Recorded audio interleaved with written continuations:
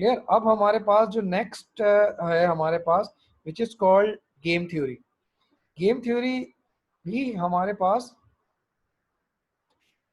Game theory भी हमारे पास जो है basically is the part of the oligopoly. ये भी हमारे पास ओलिगोपोली का ही पार्ट है, ठीक है। ये भी हमारे पास ओलिगोपोली का ही पार्ट होता है, ठीक है। इसमें जब फर्म आपस में बेसिकली गेम थ्योरी जो है क्यों इंट्रोड्यूस करवाया गया, क्योंकि बेसिकली यहाँ पे हम बिहेवियर की बात कर रहे हैं। यहाँ पे हम किसकी बात कर रहे हैं? यहाँ पे हम बिहेवियर की बात कर रहे होते हैं। बिहेवियर का मतलब क्या है कि एक फर्म के बिहेव करने की वजह से हमने ये देखा कि जो ओलिगोपोली है, ठीक है, ओलिगोपोली के अंदर हमने ये देखा कि जब फर्म फर्म दो फर्म्स हैं, तीन फर्म्स हैं, जब वो आपस में प्राइस इंक्रीज करते हैं तो फर्म बी फर्म सी को क्यों प्राइस इंक्रीज करना पड़ रहा है, क्यों वो उसको फॉलोअर्स करती हैं, क्यों वो फॉलो करती हैं, कभी वो फॉलो नहीं करती, ठीक है, क्यों उनका ऑब्जेक्टिव है, रीजंस क्या है। तो वो बेसिकली हमें कहाँ समझ में आता है? वो हमें जो गेम थ्योरी है वहां पे समझ में आता है। हमें वहाँ बिहेवियर को चेक करना पड़ता है।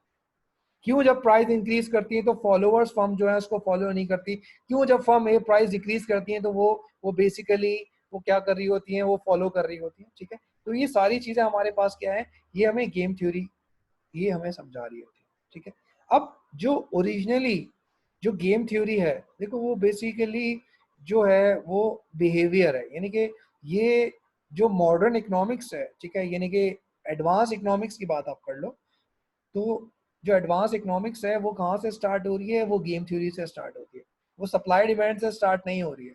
वो बताती है कि हाउ फर्म बिहेव। अगर फर्म, जैसे कि हमने स्पेशली हम लोग फिजिक्स में हम लोग पढ़ते हैं कि न्यूटन्स के डिफरेंट हमारे पास जो है लॉज है, यानी कि न्यूटन का थर्ड लॉ कहता है कि for example if every action there is equal and every action के पीछे कोई ना कोई रिएक्शन है, ठीक है। तो उसी अप्रोच को यहाँ पे लिया गया है कि अगर फर्म अपना बिहेवियर कोई शो करेगी, अपना कोई एक्शन करेगी, तो जो दूसरी फर्म्स हैं वो उसको रिएक्शन देती है जरूर है। कब रिएक्शन देंगी वो हमें ये देखना है, हम उसको नोट डाउन करेंगे, हम उनके बिहेवियर को चेक करेंगे, ठीक है। ये स्पेशली हमारे पास सारी चीजें हो रही हैं कि हमारे पास सारी चीजें कहाँ पे हो रही हैं कि डिफरेंट चीजें हमने देखा है कि वो बिहेवियर दे रही है, वो चीजों को वो देती हैं, चीजों को देती है, ठीक है। अब इसको जो एक्सप्लेन किया, ठीक है, इसको जो एक्सप्लेन किया हुआ है, इसको बेसिकली इसको जो इंट्रोड्यूस करवाया था, ठीक है, वो एक मैथमेटिशियन था, नाम उसका नैश, जॉन नैश, ठीक है। इसके ऊपर एक मूवी भी इसकी बनी थी, आई थिंक 2006-7-8 अराउंड इस तरह मूवी जो बनी थी, उसका नाम है ब्यूटीफुल माइंड, ठीक है। आई थिंक उसको 12-13-14 जो है ना ऑस्कर अवार्ड जो है उसको मिले थे, ठीक है। उसने बेसिकली यही उसमें नैश का जो था उसका जो वहाँ नहीं 2006 में नहीं हुई मूवी आई थी, वो मूवी आई थी 2000 में आई थी, ठीक है। तो वो जो जॉन जैश का जो उसका रोल प्ले किया था, ठीक है, नाम मुझे उस वक्त याद नहीं आ रहा उसका, वो बेसिकली उसने मूवी में यही दिखाते हैं कि वो बिहेवियर को चेक करता है कि अगर मैं ये बिहेव करता हूँ तो मेरे जो कोलीग्स हैं वो ये बिहेव करेंगे, ठीक है।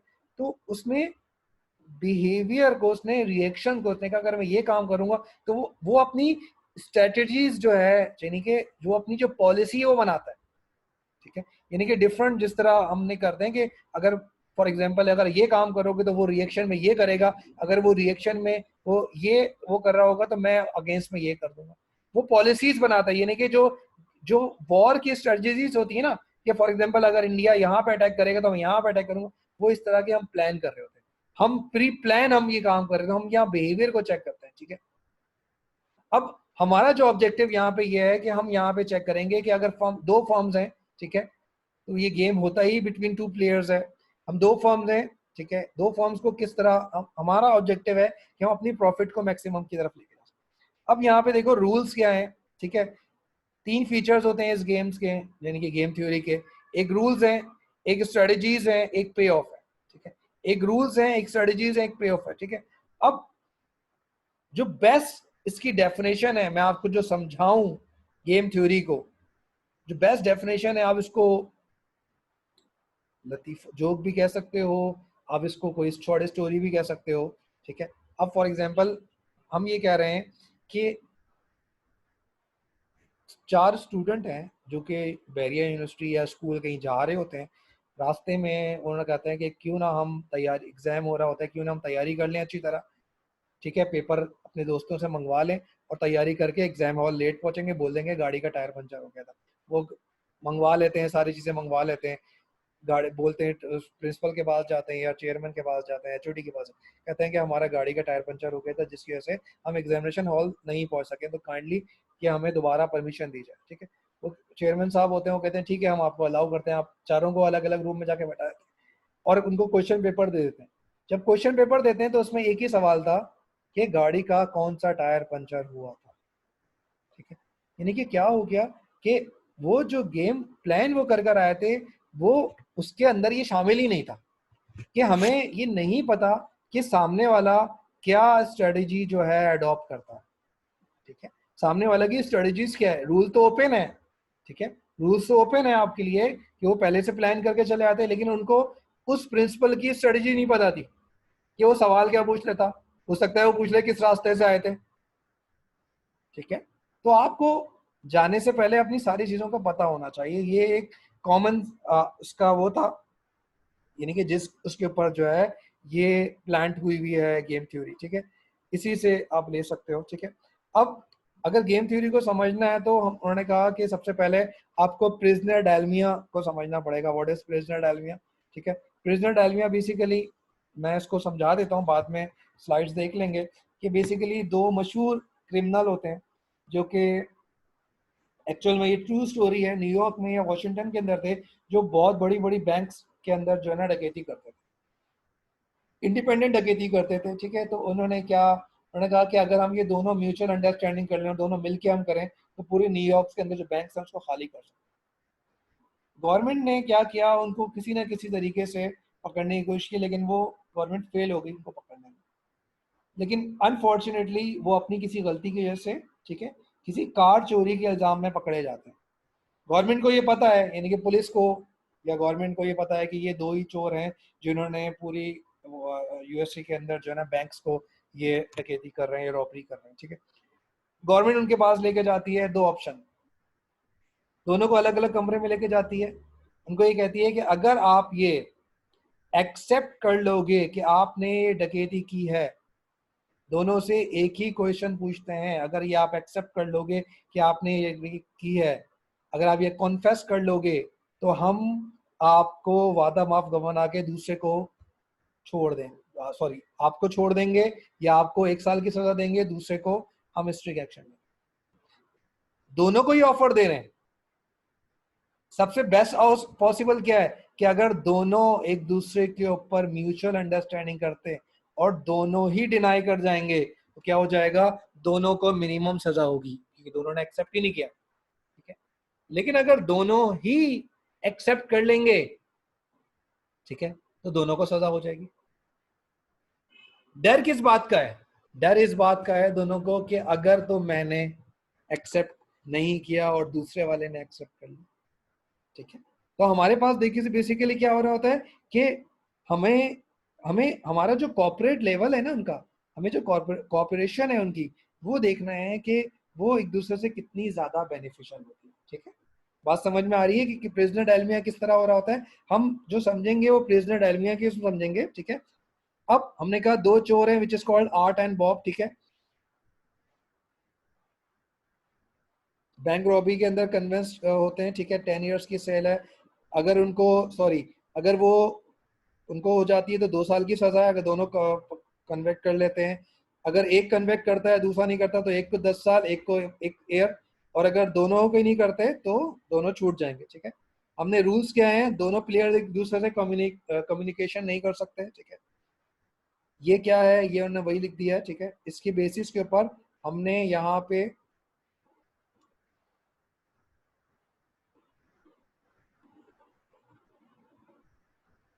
ये इट्स कॉल्ड पे ऑफ, देखो ये क्या बना है, ये पे ऑफ बना है।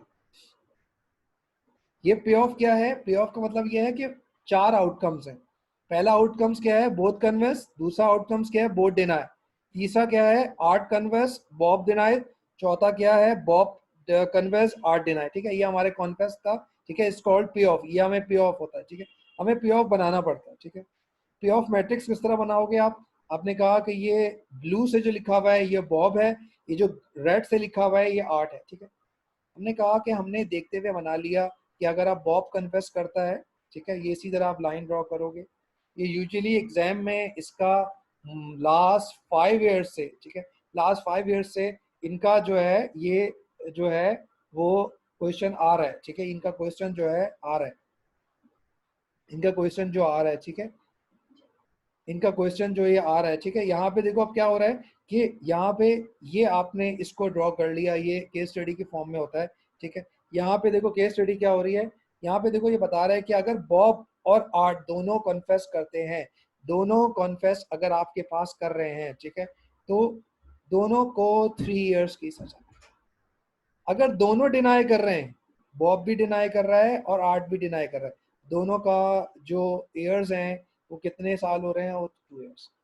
अगर एक कन्फेस करता है तो एक डिनाई कर रहा है, एक को 1 साल, दूसरे को 10 साल, एक को 1 साल, दूसरे को 10 साल।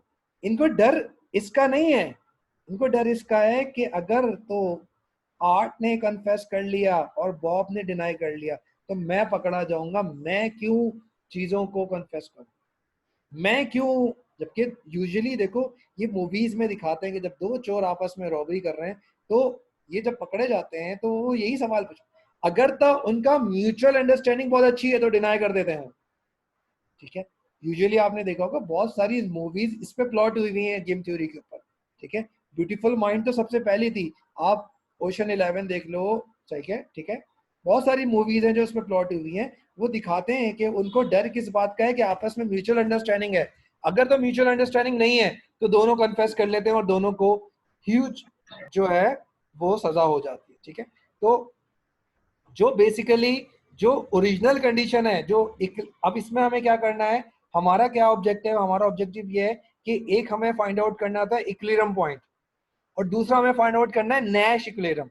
अब नैश इक्विलिब्रियम क्या है कि दोनों प्लेयर अगर अपने बेस्ट पॉसिबल आउटकम्स की तरफ जाएं, दोनों प्लेयर्स अगर अपने बेस्ट पॉसिबल आउटकम्स, दोनों प्लेयर का बेस्ट पॉसिबल आउटकम्स क्या होगा, ठीक है, दोनों प्लेयर्स का अपना बेस्ट पॉसिबल आउटकम्स क्या होगा कि दोनों ही कॉन्फेस करें, क्योंकि दोनों को ही डर है कि अगर मैंने कॉन्फेस नहीं किया और दूसरे वाले ने कर लिया तो मुझे क्या हो जाएगा, सजा मुझे हो जाएगी, ठीक है।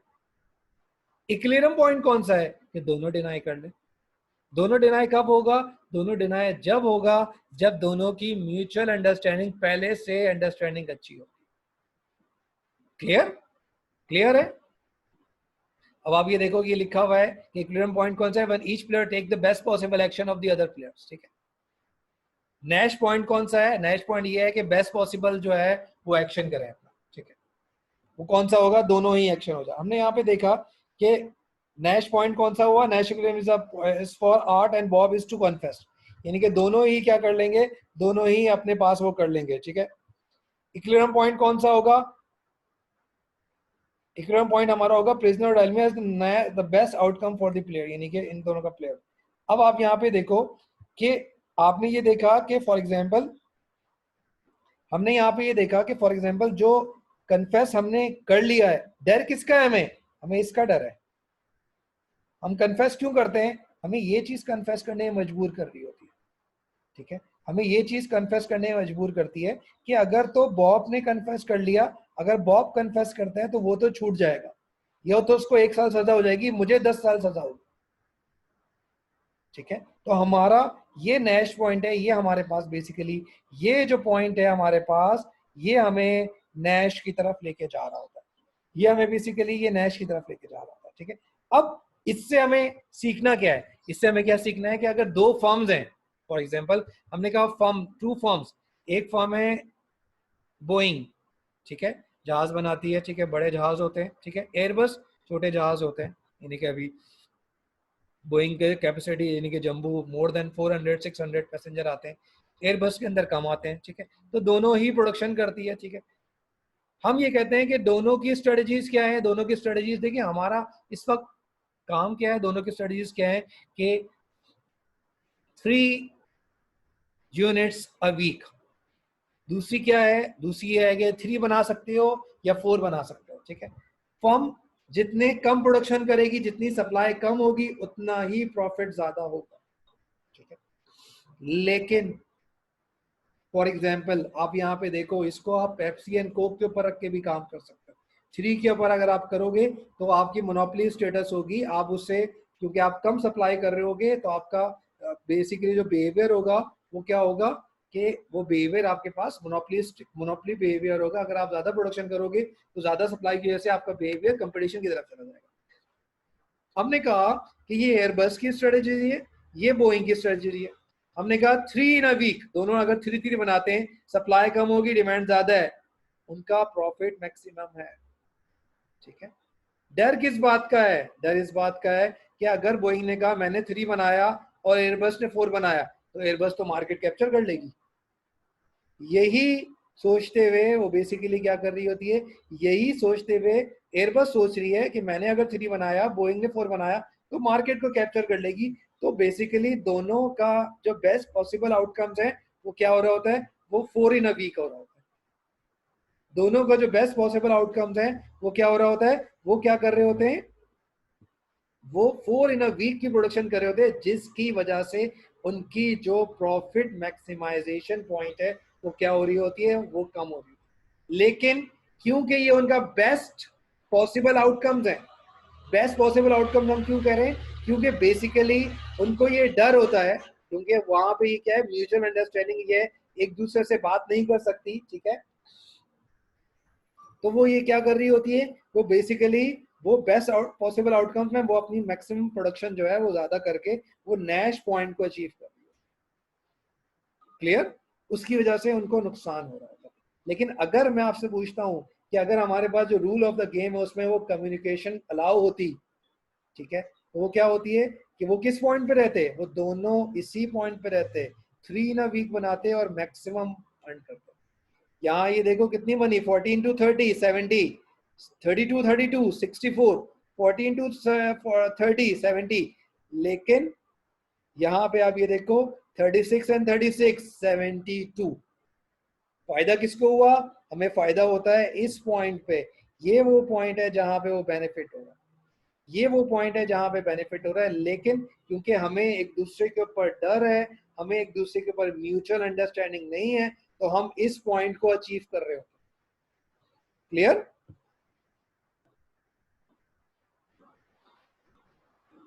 ठीक है। अब इसको हम यूजुअली क्या कहते हैं, इसको कहते हैं डियोपोलिस डायरीमिया है, ठीक है। यहाँ पे जिस तरह हम,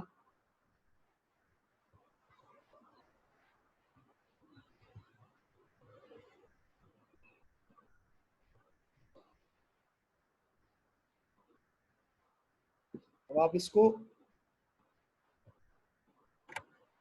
तो ये एंड में आके हैंग थोड़ा सा हो जाता है। अब आप ये देखो कि ये पूरा, ये जो गेम थ्योरी है, ये बेसिकली इसी पे प्लॉट हुई हुई है। इसमें डिफरेंट तरह के, अगर एक आपको प्रिजनर डायलमिया समझ में आ गया ना, अगर आपको प्रिजनर डायलमिया समझ में आ गया तो फिर आपको मुश्किल नहीं है, ठीक है। अब यहाँ पे ये बता रहा है कि फॉर एग्जांपल, ठीक है, अब आप यहाँ पे ये देखो कि अगर डियोपोलिस्ट है, यानी कि दो फॉर्म है ना, एयरबस एंड द बोइंग, तो क्या कहेंगे, दो फॉर्म है, मोनोपोलिस्टिक है, सिंगल फॉर्म। अगर दो फॉर्म है तो डियोपोलिस्ट। हमने कहा अगर डियोपोलिस्ट है तो यहाँ पे बेसिकली क्या हो रहा होता है, बेसिकली यहाँ पे फॉर्म जो है वो क्या कर रही होती है, अगर कल्यूट करती है तो उसको मैक्सिमम मोनोपोली प्रॉफिट होता है, यानी कि 32 ठीक है, सॉरी 36 ठीक है। अगर कलूजन व लीगल, ठीक है, क्योंकि यहाँ पे हम कहते हैं कि ये आपस में कलूजन जो है वो लीगल नहीं है, ठीक है, तो जिसकी वजह से हम नैश पॉइंट को अचीव करते हुए हम क्या कर रहे होते हैं, हम हायर प्रॉफिट की तरफ जाते हैं, ठीक है। यहाँ पे बेसिकली इसमें इस तरह की इस वक्त बहुत सारी एग्जांपल्स हैं, ठीक है, जिसको आप देखते हुए ये देख सकते हो, ठीक है। सिस्टम मेरा थोड़ा सा हैंग हो गया है, ठीक है, आ गया वापस।